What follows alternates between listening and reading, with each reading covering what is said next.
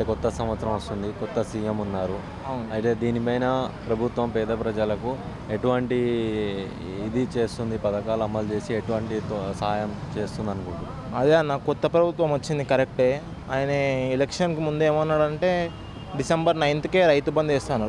నాకు 4 ఎకరాల పొలం ఉంది, ఇంతవరకు రైతు బంధు పడలే మాకు. పెన్షన్ అన్నారు 4000 అన్నారు. ఆయన ఉంటే 2 ఇస్తాను, మేము వస్తే 4 ఇస్తామని ఇట్లా వెళ్ళి చూపించుకుంటాం మరి అన్నారు.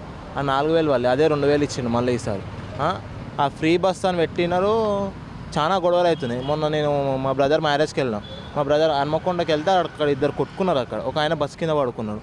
ఆ బస్సు పథకం ఎందుకు పెట్టినో ఎవరికి తెలియదు. అది ఫ్రీ బస్సు నార్మల్గా లేడీస్కి సగం పెట్టినా అయిపోతుండే, కానీ అట్లా ఫ్రీ పెట్టేసరికి చాలా ఇబ్బంది అవుతుంది అందరికీ.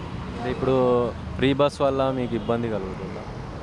ఫ్రీ బస్ వల్ల మాకని ఇబ్బంది కాదు, చాలా మంది ఆటో డ్రైవర్లు, క్యాబ్ డ్రైవర్స్ అయినా సరే, ఎంతమంది అయినా సరే చాలా ఇబ్బంది పడుతున్నారు ఫ్రీ బస్ వల్ల. కానీ ఆడవాళ్ళకి దీనివల్ల ఉపయోగం ఉంది కదన్న. ఇప్పుడు హైదరాబాద్లో మనం చూసుకుంటే వర్కింగ్ ఉమెన్ చాలామంది ఉన్నారు.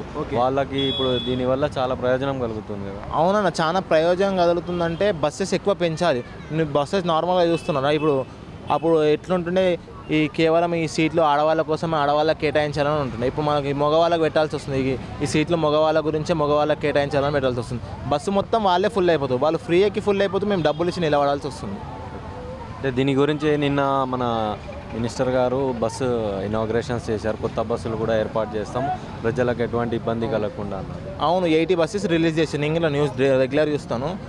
ఏమో ఇప్పుడు ఈ న్యూ ఇయర్ నుంచి ఇంకొక 1 వీక్ చూద్దాం. 80 బస్సెస్ ఇంప్లిమెంట్ చేశారు కదా, ఏమైనా ప్రాబ్లం తగ్గుతుందో తగ్గదో అప్పుడు మనకు తెలిసిపోతుంది. ఇప్పుడు మీకు ఇక్కడ వ్యాపారం చేసేటప్పుడు ఏమైనా ఇబ్బందులు కలుగుతున్నాయి అంటే గత ప్రభుత్వం కానీ ఇప్పుడు వచ్చిన ప్రభుత్వంలో మీకేమన్నా మార్పు అనిపిస్తుంది? మాకేమన్నా ఇబ్బంది అని అంటే నార్మల్గా సీఎం వచ్చినప్పుడు అటు పక్కకు పెట్టమని అంటారు. ఇబ్బంది అంటూ అంతేముండదు. నార్మల్ రెగ్యులర్ ఇట్లనే వెళ్తారు. సీఎం వచ్చినప్పుడు అటు పక్కకు పెట్టమని అంటారు.